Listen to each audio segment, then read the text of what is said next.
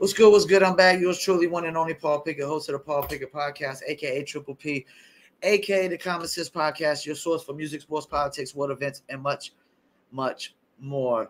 For those who don't know, I usually go live in the mornings on TikTok and Bingo Live, and I pre-record for YouTube, Facebook, Instagram, Rumble, BitChute, Twitter, and Twitch as well for the video version. And the audio version goes to Spotify, Apple, Amazon, Deezer, TuneIn, Stitcher, Slacker, iHeartRadio, Player FM, and much, much more. In the mornings, I'll do sports updates, and in afternoons, I usually do a reaction to a video or some comment or some content that's out there.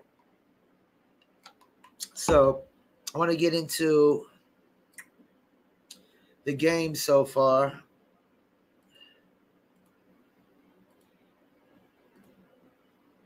All right, so playoffs started the day before yesterday, and so far we've had few upsets.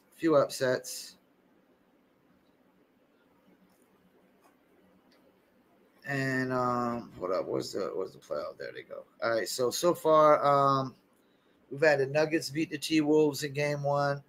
Suns lost to the Clippers. Kings beat the Warriors, and Lakers beat the Grizzlies. I definitely had the Lakers winning that series. I got the Warriors beating the Kings in that series because I think the Warriors definitely figure it out.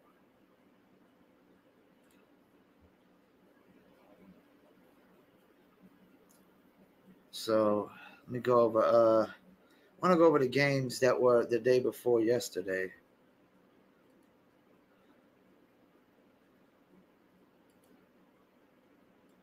And it's not pulling up for me.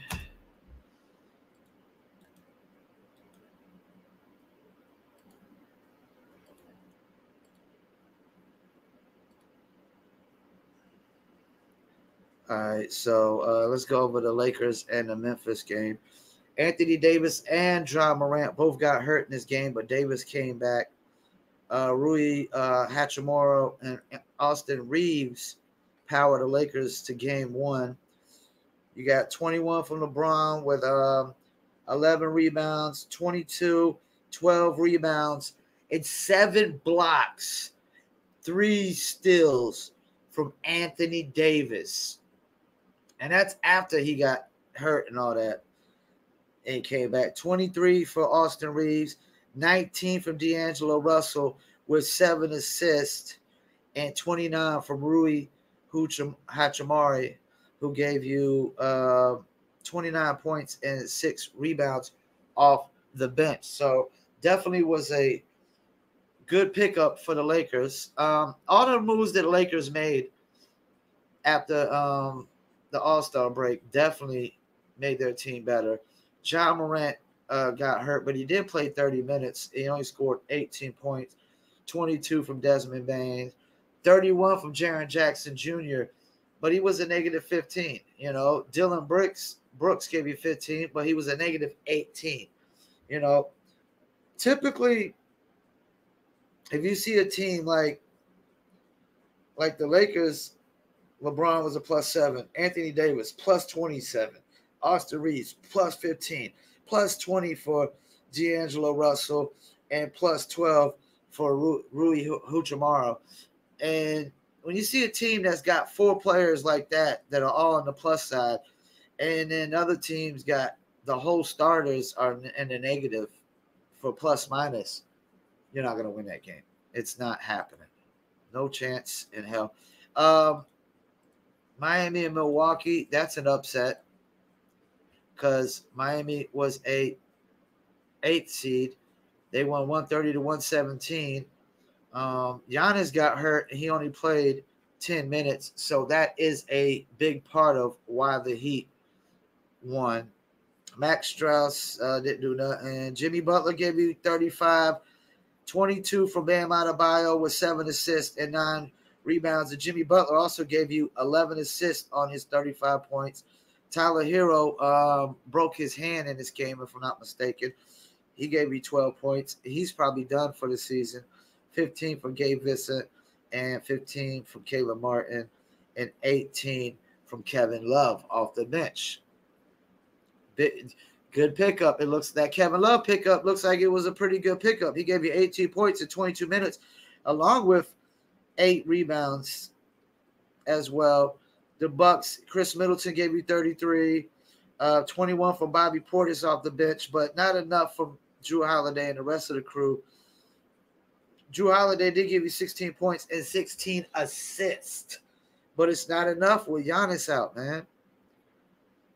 I mean, your best player goes out, you're more likely going to probably have a very good chance of losing that game. And if you lose that game, you know, it's pretty much you got a good reason. Your best player went out. Kawhi Rutt for 38 to carry Clippers past the Suns.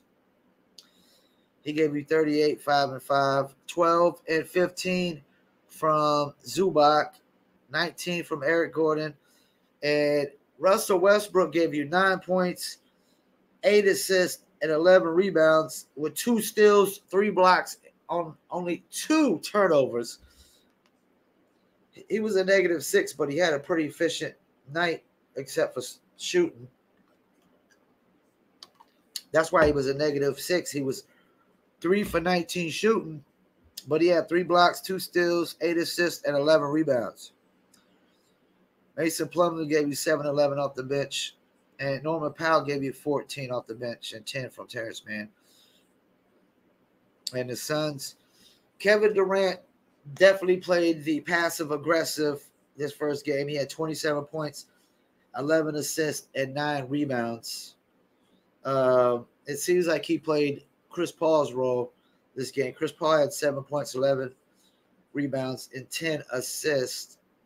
So you had Chris Paul had a double-double with rebounds and assists. That's crazy for a small guard like that. 18 and 8 from DeAndre Hunter and 26 from Booker, but he was a -6. He had 3 blocks. Booker had 3 blocks and 4 steals. I mean, he was playing hard on the defensive end for sure. But they need Kevin Durant not be so passive-aggressive. They need Kevin Durant to just take over the game. Minnesota lost to the Nuggets 109-80, as they probably should. I got the Nuggets sweeping the series. Nobody did anything for Minnesota. Anthony Edwards had 18 points, but he had a -12. Porter Jr. for Denver gave you 18, 11 rebounds, 13 from Aaron Gordon, 13 and 14 and 6 assists from the Joker, 15 from Contavious Caldwell-Pope, who's that championship experience is going to help out this playoff run. 24 from Jamal Murray with 8 rebounds and 8 assists, almost a triple-double for him, and 14 for Bruce Brown off the bench as well.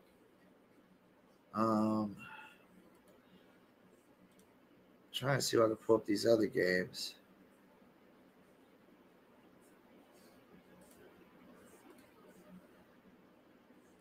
Apparently, they ain't pulling up my games for the 15th. All right, here's the other playoff games. Brooklyn played Philly. Brooklyn got beat by Philly. I got the Sixers probably sweeping that, or a gentleman's sweep.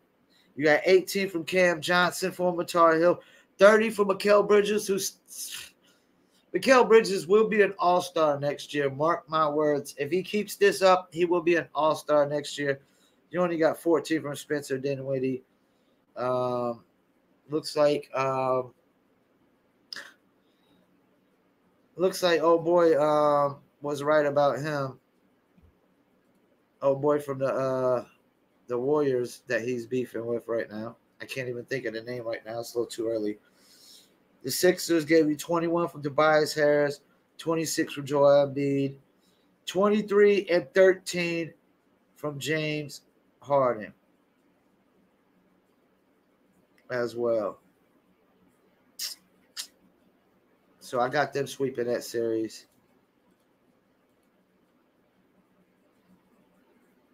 The Hawks lost to the Six. The Celtics, I got the Celtics sweeping this series. Jaylen Brown gave you 29 with 12 rebounds and 25 and 11 rebounds from Jason Tatum. I mean, if they keep doing that, double-doubles with 25 or more, they're going to be impossible to beat. Derek White gave you 24 points. And Marcus Smart gave you 11 with 7 assists, 7 rebounds, 3 steals, 2 blocks on only 2 turnovers, and 12 from Robert Williams as well.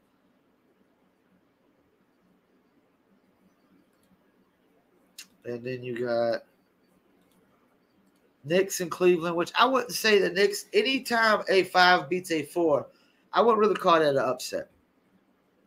Knicks beat Cavs 101-97. Donovan Mitchell did his thing.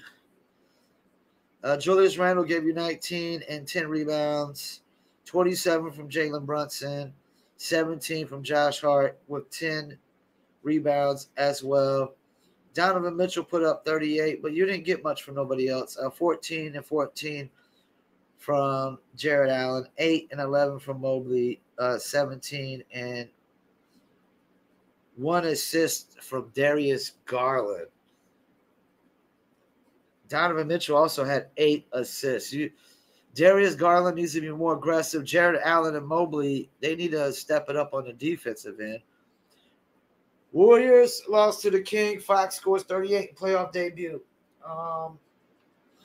This is going to be an interesting one.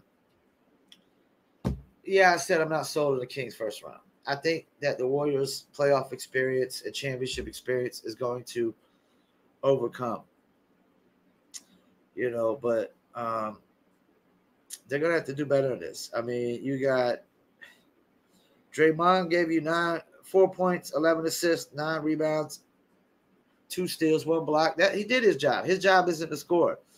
Klay Thompson, 21 points. That's not going to be enough. On 5 for 14 shooting, 8 for threes, and 8 from 19 from field goals. That's not going to be enough. And he was a negative 14. Steph Curry gave you 30 points, 6 rebounds, 2 assists. Wiggins gave you 17, 7 for 16 shooting, 17 for Jordan Poole. Klay Thompson is going to have to step it up. Kings. Harrison Barnes, who played all 82 games this year for Tar Heel, gave you 13 points, 7 rebounds, 12 and 16 rebounds for Domantas Sabonis, 38 points, 5 assists for De'Aaron Fox, and 32 for Malik Monk, who the Charlotte Hornets probably should have kept. And Trey Lyles gave you 16 with 6 rebounds off the bench as well. Warriors are going to have to win next game. Warriors are going to have to figure out how to win on the road in this playoff series if they want to stand a chance, any chance in hell of even coming out the first round. And you know what? I don't remember what player it was that tried to make it a color issue with Austin Reeves. Oh, he's only getting all this hype because he's a Laker and he's a white boy. Well, pump the brakes. Let's pump the brakes on that one because he balled the fuck out.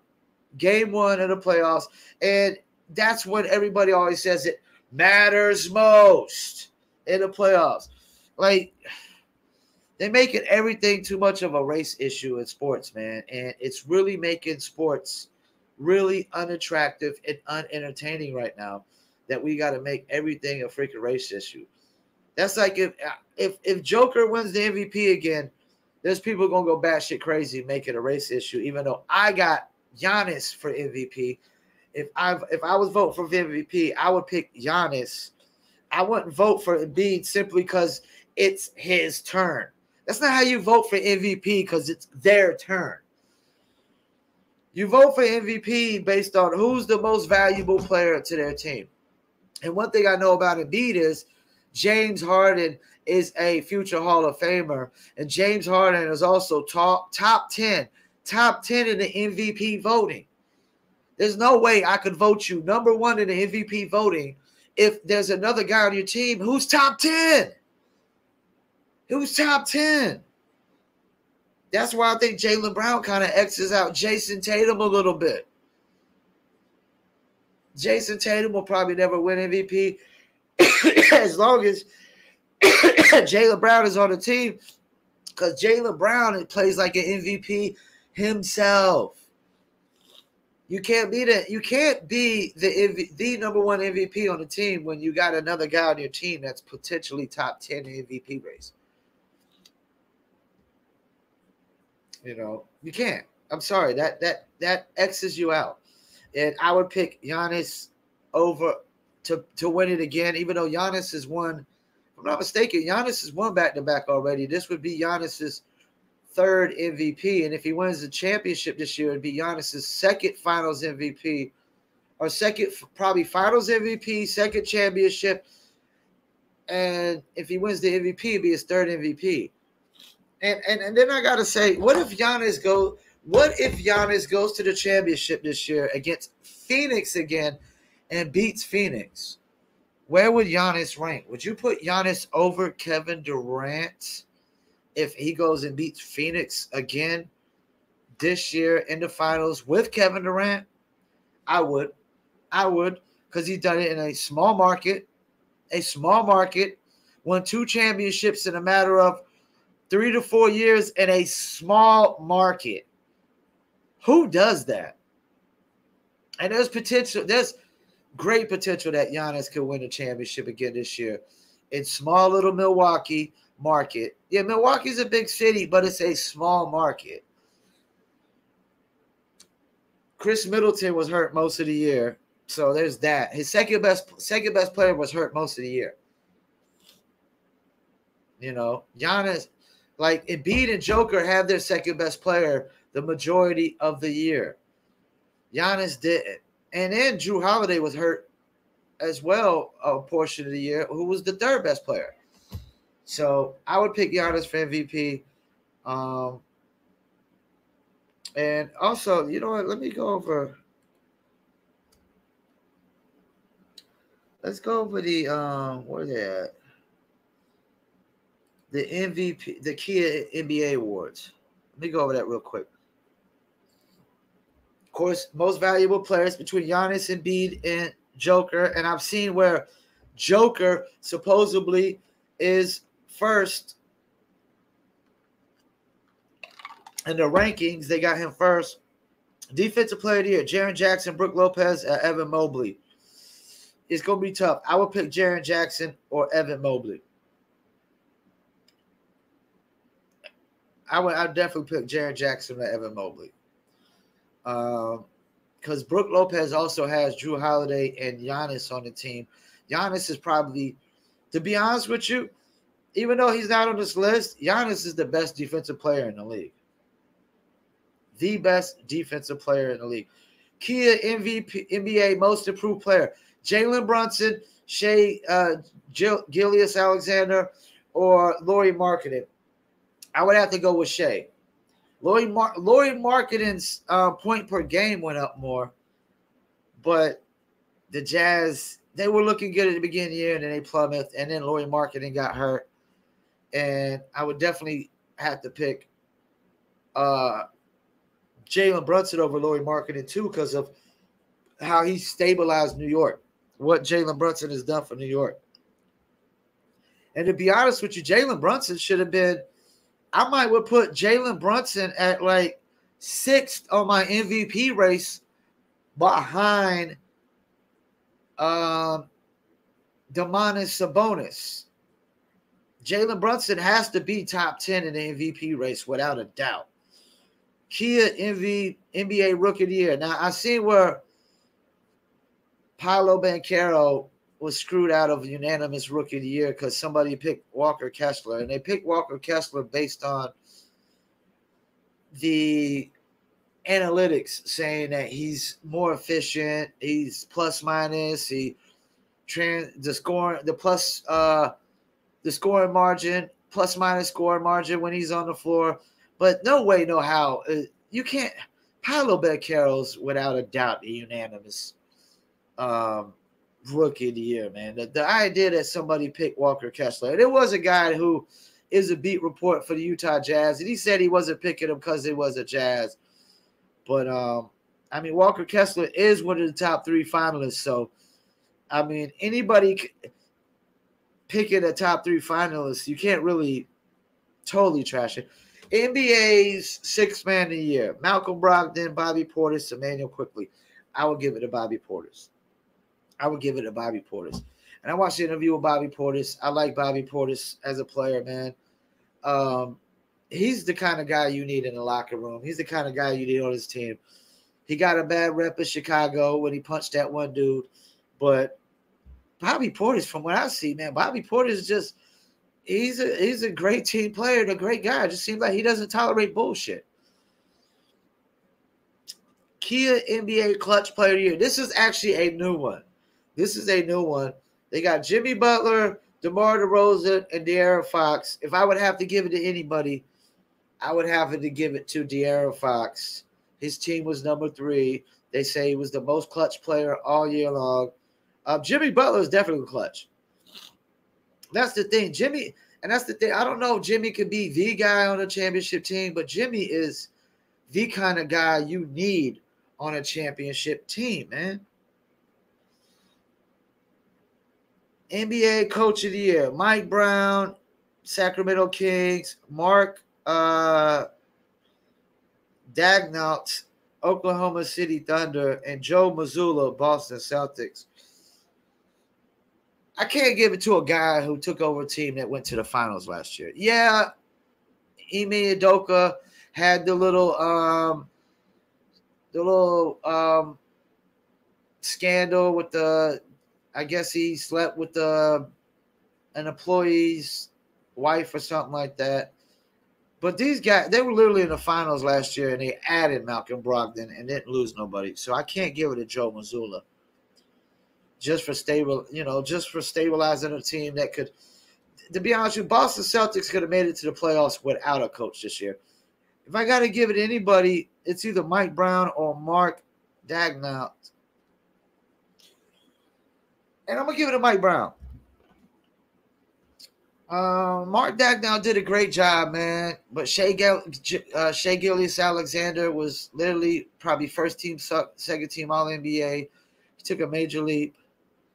They're still young. They did good, but Kings were literally ain't been in the playoffs forever. And they made it to a 3rd seed in the regular season. And you know what? They're playing with house money right now. Why are they playing with house money? Because me and everybody else in the media, mainstream media, sports media, whatever, debate shows, nobody is sold on the Kings getting out the first round.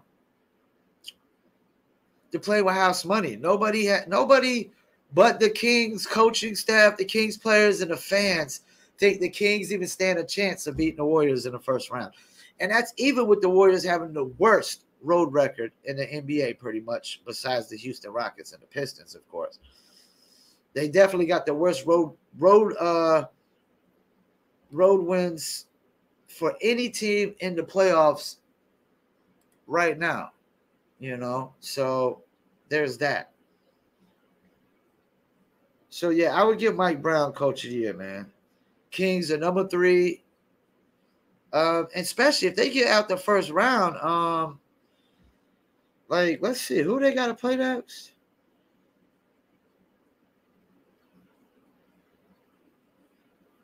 If the Kings get out the first round, they will play the winner of the Grizzlies or the Lakers. If the Kings can beat the Warriors in the first round, I'm convinced they have a chance to beat the Grizzlies or the Lakers. Probably the Grizzlies more than the Lakers, but even though I don't think the Grizzlies will get through this series. I had the Lakers winning this simply because of LeBron and AD if they're healthy, their championship experience, and then the team experience overall. Malik Beasley, D'Angelo Russell, Jared Vanderbilt, Dennis the Menace. And the player I couldn't think of earlier that was Spencer Dinwiddie is beefing with former Laker Kyle Kuzma. Kyle Kuzma looked like he was right about Spencer Dinwiddie and whatnot. But yeah, the Grizzlies, they have no experience. Steven Adams is hurt. Jaren Jackson has only been in the league 3 or 4 years. John Morant, like 2-3 years. Like, these guys are not experienced enough yet. Not to win it all. They're not getting past. No way, no how is the Grizzlies getting past the Warriors if they advance, the Clippers or the Suns, or the Nuggets. No way, no how, man. This is, playoff basketball is a old man's game. It's not a young man's game. It's an experienced man's game. And, that's for anything in life. Anything in life. Like, I didn't go to college to learn how to market and promote music. I learned through experience. Experience is the number one thing of anything you do in life. This idea that you could go to college, read something in a book, and you've mastered it is horseshit. It's BS. And this idea that you could just go in the league, play basketball for a couple years, and you've mastered it, it's bogus. Because you have to fail. You have to lose before you can win. You have to fail before you can succeed. Look what we're talking about with Trae Young right now.